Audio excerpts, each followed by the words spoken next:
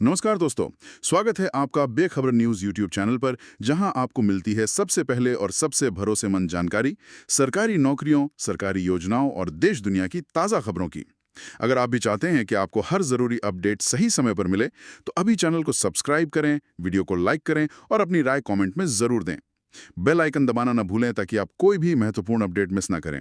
तो चलिए दोस्तों, आज की जानकारी की ओर बढ़ते हैं और जानते हैं वो बातें जो आपको जाननी जरूरी हैं। आज हम उत्तर प्रदेश पुलिस में आई एक बहुत ही दिलचस्प भर्ती पर गहराई से बात करने वाले हैं। ये भर्ती है कंप्यूटर ऑपरेटर ग्रेड ए के पद के लिए। और अगर किसी की रुचि कंप्यूटर में भी है और पुलिस सेवा में भी, तो समझिए उनके लिए ये एक शानदार मौका हो सकता है।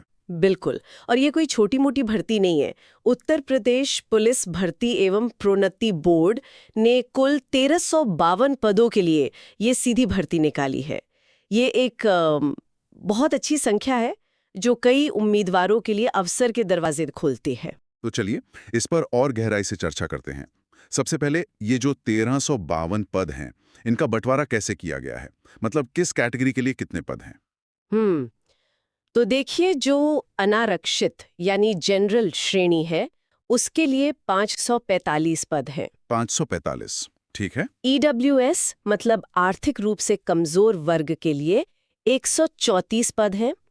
अन्य पिछड़ा वर्ग यानी ओबीसी के लिए 364 पद हैं और अनुसूचित जाति एससी के लिए 283 पद और अनुसूचित जनजाति एसटी के लिए 26 पद रखे गए हैं। अच्छा, तो पदों का बंटवारा तो साफ है। अब जरा वेतनमान पर भी बात कर लेते हैं, क्योंकि वो भी एक बड़ा आकर्षण होता है। जी हाँ, बिल्कुल।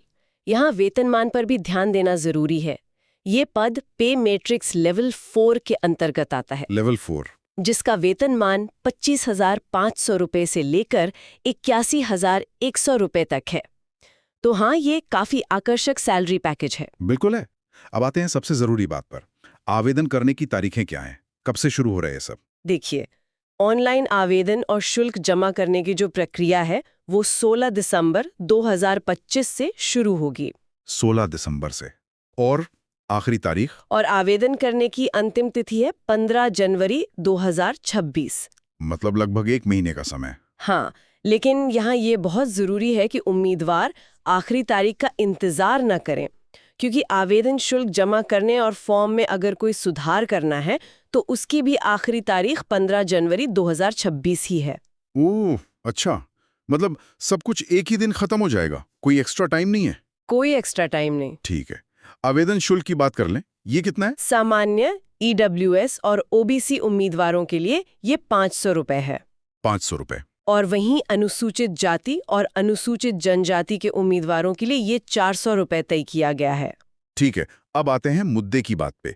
पात्रता यानी एलिजिबिलिटी। कौन-कौन इसके लिए आवेदन कर सकता है?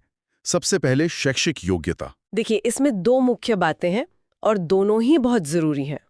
पहला, उम्मीदवार को किसी मान्यता प्राप्त बोर्ड से इंटरमीडिएट यानी 12वीं की परीक्षा भौतिक शास्त्र और गणित विषयों के साथ पास होना अनिवार्य है। 1 मिनट, मतलब फिजिक्स और मैथ्स पीसीएम होना जरूरी है? जी हाँ, पीसीएम बैकग्राउंड अनिवार्य है। ये तो बड़ा फिल्टर है। कॉमर्स या आर्ट्स वाले आवेदन नहीं कर सकते? बिल्कुल नहीं।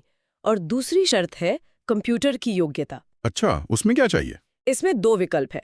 या तो भारत सरकार के डीओई एसीसी, जिसे अब NIELIT कहते हैं, उससे कंप्यूटर में O लेवल की परीक्षा पास की हो। O लेवल, ठीक है। या फिर दूसरा विकल्प है कि प्राविधिक शिक्षा परिषद उत्तर प्रदेश से कंप्यूटर अभियांत्रण, सूचना प्रौद्योगिकी या इलेक्ट्रॉनिक्स अभियांत्रण में डिप्लोमा किया हो। मतलब कोई भी बेसिक कंप्यूटर कोर्स नहीं चलेगा, एक प्रॉपर डिप्लोमा या O लेवल सर्टिफिकेट चाहिए? बिल्कुल। और एक बात उन्होंने साफ कर दी है कि जो छात्र अभी परीक्षा में शामिल हो रहे हैं या होने वाले हैं, जिन्हें अपीयरिंग कहते हैं, हाँ, ये पात्र नहीं होंगे।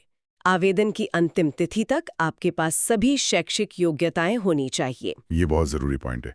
अच्छा, और आयु सीमा मतलब एज लिमिट क्या रखी गई है? उम्मीदवार की आयु 1 जुलाई 2025 को 18 वर्ष पूरी हो जानी चाहिए और 28 वर्ष से ज्यादा नहीं होनी चाहिए। 18 से 28 साल। हाँ, इसका मतलब है कि उम्मीदवार का जन्म 1 जुलाई 1997 से पहले और 1 जुलाई 2007 के बाद का नहीं होना चाहिए। और जो आरक्षित श्रेणियां हैं, उन्हें कुछ छूट मिलेगी? हाँ, बिल्कुल। जो आरक्षित श्रेणियां हैं जैसे SC, ST, OBC, उन्हें सरकारी नियमों के हिसाब से ऊपरी आयु सीमा में छूट भी दी जाएगी। उसके लिए उन्हें एक बार ऑफिशियल विज्ञापन देखना होगा। ठीक है, तो अब तक ये साफ हो गया कि किसे आवेदन करना है। अब सबसे अहम सवाल, चयन कैसे होगा? सिलेक्शन प्रोसेस क्या है? देखिए, चयन प्रक्रिया में मुख्य रूप से 2 चरण होंगे। 2 चरण, ठीक है। पहला चरण है लिखित परीक्षा, रिटन एग्जाम। हाँ, ये परीक्षा 200 अंकों की होगी और इसमें कुल 160 वस्तुनिष्ठ मतलब ऑब्जेक्टिव टाइप प्रश्न पूछे जाएंगे। 160 सवाल, 200 अंक। और समय मिलेगा 2 घंटे का। और इसमें सब्जेक्ट्स क्या क्या होंगे? विषयों की बात करें तो सामान्य ज्ञान से 40 प्रश्न होंगे, 50 अंक के। मानसिक सामर्थ्य एवं तर्क शक्ति यानी रीजनिंग से 40 प्रश्न, वो भी 50 अंक के। ठीक है, 100 अंक तो ये हो गए, बाकी के 100? और यहीं पर इस भर्ती का असली मजा है। बाकी के 80 प्रश्न जो 100 अंकों के हैं, वो सिर्फ कंप्यूटर विज्ञान से होंगे। क्या बात है!